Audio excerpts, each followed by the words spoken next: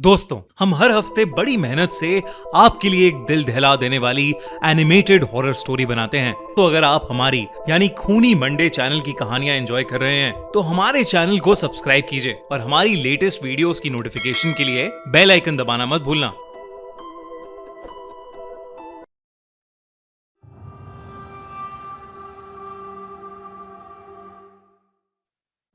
लबोबू horror story. मिलेन अपने dog bio के साथ चाइना के शंघाई शहर में रहती थी। वैसे तो वो चाइना के एक छोटे से गांव से थी, पर अपने फादर की डेथ होने के बाद वो अपनी माँ और बहन के लिए पैसे कमाने शंघाई शिफ्ट हुई थी। मिलेन की पर्सनालिटी बहुत ही स्वीट सी थी और वो एक टॉय शॉप में काम करती थी। उसे टॉयज बहुत पसंद थे, लेकिन उन टॉयज में से उसे सबसे ज्यादा पसंद थी डॉल्स। क्योंकि वो एक टॉय शॉप में काम करती थी तो वो डिस्काउंटेड रेट्स पर अपनी मनपसंद डॉल्स ले लेती थी। उसके घर में अलग अलग देशों से आई हुई यूनिक डॉल्स थी। एक दिन उसकी शॉप में एक लिमिटेड एडिशन लबूबू डॉल का कलेक्शन आया, जहां सारी डॉल्स आते ही बिक गईं। एक डॉल मेलिन ने पहले से ही अपने लिए अलग रख ली थी। उस लबूबू डॉल का कलर गोल्डन था, एक ऐसा शेड जो बाकी लबूबू डॉल से अलग था। वो डॉल बहुत ही सुंदर थी और उस लबूबू जितनी क्यूट स्माइल मेलिन ने पहले कभी नहीं देखी थी। मेलिन उस लबूबू डॉल को अपने घर ले गई। वो उस दिन बहुत खुश थी और बस उस लबूबू डॉल को निहारती जा रही थी। उस डॉल की प्यारी सी नीली आंखें, गोल्डन कलर का सुंदर सा फर, लंबे लंबे कान और प्यारी सी बड़े बड़े दांतों वाली स्माइल। मेलिन ने उस लबूबू को जोर से गले लगाया, उसकी ढेर सारी फोटोज खींची और अपने डॉग बाओ को उसकी डॉल फैमिली के नए मेंबर से इंट्रोड्यूस कराया। पर जहां बाओ सारी डॉल्स को देखकर खुशी से अपनी पूंछ हिलाता हुआ पूरे कमरे में इधर उधर भागता था, वहीं वो उस लबूबू डॉल को देखकर बहुत जोरों से भौंकने लगा, गुर्राने लगा। मेलिन को ये बात थोड़ी अजीब लगी, पर उसने सोचा कि बाओ शायद डर रहा होगा, तो उसने डॉल को अपनी शेल्फ पर रखा और सोने चली गई। मेलिन का डॉग बाओ, जो हमेशा उसके पास सोता था, उस डॉल को घूरता रहा और कमरे से बाहर भाग गया। अगली सुबह ऑफिस जाने से पहले बाओ लबूबू को देखकर जोर से भौंक रहा था। जैसे ही मेलिन घर से निकलने वाली थी, बाओ ने उसकी जीन्स पकड़ ली और उसे खींचकर उसके शेल्फ के पास ले जाने लगा। मेलिन ने बाओ को डांटा, लेकिन वो सुन ही नहीं रहा था। मेलिन ने गुस्से में बाओ को बाथरूम में बंद कर दिया और शॉप के लिए निकल गई। उस दिन उसका अपने टॉय स्टोर में सबसे खराब दिन गुजरा। हमेशा सबसे प्यार से बात करने वाली मेलिन अपने कस्टमर से लड़ पड़ी और उसे पता नहीं उस पर इतना गुस्सा आ गया कि वो उसके ऊपर चिल्ला दी। उसके बॉस ने उसी वक्त मेलिन को बहुत डांटा और उसे काम से निकाल दिया। मेलिन को कुछ समझ नहीं आया कि उसे अचानक इतना गुस्सा कैसे आ गया। वो रोते रोते वापस घर गई। उसने अपने बाथरूम का दरवाजा खोला। This is a true story. One night, 17 kids walked outside and they never came back. Matthew, where are you? A lot of people die in this story in a lot of really weird ways.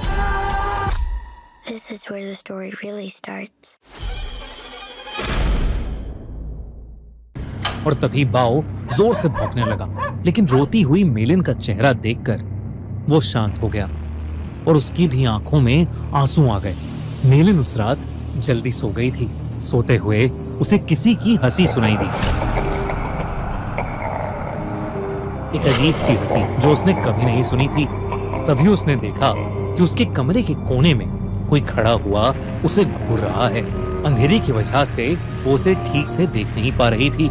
उसने बिस्तर से उठकर देखा तो वहां कोई नहीं था, बस वहां वो लबूबू डॉल पड़ी थी, जिसे मेलिन ने वापस शेल्फ पर रख दिया और फिर से सोने चली गई। उस रात मेलिन को एक सपना आया जिसमें वो अपने कमरे में थी और वहां एक बहुत ही अजीब सा दिखने वाला जानवर जैसा कुछ था, जिसके बड़े बड़े नुकीले दांत थे, भयानक लंबे और दांतों से भी ज्यादा नुकीले नाखून थे और उसका पूरा शरीर लाल रंग का था। वो जगह जगह से सड़ रहा था। धीरे धीरे वो मेलिन के पास आ गया और उसका गला घोटने के लिए आगे बढ़ा। मेलिन डर के मारे जोर से चिल्लाई, पर वो जानवर उससे ज्यादा जोर से एक भयानक हंसी हंसने लगा और उसने अपने नुकीले पंजों से मेलिन पर अटैक कर दिया। डर के मारे मेलिन की आंख खुल गई, लेकिन तब उसने देखा कि वो लबूबू डॉल उसके ऊपर बैठी है। मेलिन की चीख निकल गई। उसकी चीख सुनकर उसका कुत्ता बाओ भागता हुआ कमरे में आ गया। मेलिन को समझ नहीं आया कि वो लबूबू डॉल जिसे उसने सोते हुए शेल्फ पर रखा था, वो उसके बेड पर कहां से आ गई। उसने ध्यान से उस डॉल को देखा तो वो डॉल अब पहले से ज्यादा हंस रही थी। मेलिन कुछ समझ पाती कि इससे पहले ही मेलिन के डॉग बाओ ने उस डॉल को अपने दांतों से खींचा और उसने उसके चिथड़े चिथड़े कर दिए। मेलिन पसीने से भीगी हुई थी और उसका सर दर्द से फट रहा था, इसलिए उसने बाओ को कुछ नहीं कहा। मेलिन ने उस लबूबू डॉल को डस्टबिन में डाला और बाओ को अपने पास बुलाकर फिर से सोने चली गई। जब वो सुबह उठी तो उसका सर पिछली रात से भी ज्यादा दर्द कर रहा था। साथ ही साथ उसके हाथों पर छोटे छोटे लाल दाने आ गए थे। बाओ भी कमरे में नहीं था। उसने बाओ को आवाज लगाई, पर उसको अपनी बात का कोई जवाब नहीं मिला। मेलिन हॉल में गई, लेकिन बाओ वहां भी नहीं था। वो पूरा घर ढूंढने लगी, लेकिन वो कहीं नहीं मिल रहा था। आखिर में वो अपने बाथरूम में गई। बाओ बाथरूम में भी नहीं था, लेकिन जब उसने अपना चेहरा शीशे में देखा तो उसका पूरा चेहरा उन छोटे छोटे लाल दानों से भर गया था। ऐसा लग रहा था कि जैसे किसी ने उसे काटा हो। तभी बाथरूम मिरर में उसे दिखा कि उसके कंधे के पीछे कुछ भयानक सा था, जो बिल्कुल उस जानवर के जैसा लग रहा था जो उसके सपने में आया था, और वो जोर जोर से हंस रहा था। पर जैसे ही मेलिन मुड़ी, वहां कोई जानवर नहीं बल्कि बाथरूम के शेल्फ के ऊपर लबूबू डॉल रखी थी। मेलिन को ये अपनी आंखों का धोखा लगा। उस लबूबू डॉल को तो उसके कुत्ते बाओ ने तहस नहस कर दिया था, तो अब वो डॉल वहां कैसे आ सकती थी। बल्कि अब उस डॉल के चेहरे की स्माइल एक प्यारी सी स्माइल से बदलकर एक बहुत भयानक हंसी में बदल चुकी थी। मेलिन अब घबरा गई थी और वो बाओ को आवाज देती हुई घर के बाहर चली गई, लेकिन वो आसपास कहीं नहीं मिल रहा था। जब वो वापस घर में घुसी तो उसके होश उड़ गए। वो लबूबू डॉल अब किचन के सिंक के पास पहुंच गई थी। उस डॉल के हाथ और दांत लाल पड़े थे। जब मेलिन ने सिंक के नीचे देखा तो उसके रोंगटे खड़े हो गए। वहां उसके डॉग बाओ की बॉडी पड़ी थी और उसमें से खून बह रहा था। ऐसा लग रहा था कि जैसे उसको किसी ने बुरी तरह नोच खाया है। बाओ मर चुका था और ये देखकर मेलिन की हालत खराब हो रही थी। उसे समझ आ गया था कि लबूबू डॉल कोई आम डॉल नहीं है। उसने इंटरनेट पर लबूबू डॉल से जुड़ी इंफॉर्मेशन सर्च करनी शुरू कर दी। इंटरनेट पर उसने न्यूज़ पढ़ी तो कई लोगों को उनकी लबूबू डॉल्स हॉन्ट कर रही थी। पूरी दुनिया भर में लबूबू डॉल्स के हॉन्टेड होने के ऐसे कई केसेस सामने आ चुके थे। लबूबू डॉल लोगों को बाइट कर रही थी और उनके साथ बुरी बुरी चीजें घट रही थीं, जैसे उनकी जॉब चले जाना, उनका बीमार हो जाना या उनके किसी करीबी की मौत। ये सब न्यूज़ पढ़कर मेलिन और ज्यादा डर गई थी। उसे समझ आ गया था कि उसकी लबूबू डॉल हॉन्टेड है। उसने देरी न करते हुए डॉल में आग लगा दी और उसकी राख को एक जार में डालकर पास की नदी में बहा दिया। उस रात ये सारा किस्सा उसने अपनी छोटी बहन को फोन पर बताया। मेलिन को लगा कि शायद अब उस लबूबू डॉल से उसे छुटकारा मिल गया है, लेकिन अगली सुबह मेलिन के घर से उसकी डेड बॉडी मिली और उसकी बॉडी के पास वही लबूबू डॉल पड़ी थी, जिसे उसकी टॉय स्टोर में काम करने वाली एक फ्रेंड अपने साथ ले गई।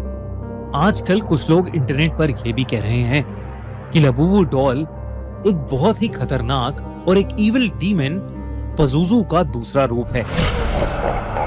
कई कंट्रीज में इन्हीं इंसिडेंट्स के चलते लबूबू को बैन कर दिया गया है, तो कई जगह लबूबू पर प्रीस्ट ने एग्जॉर्सिज्म भी किए हैं।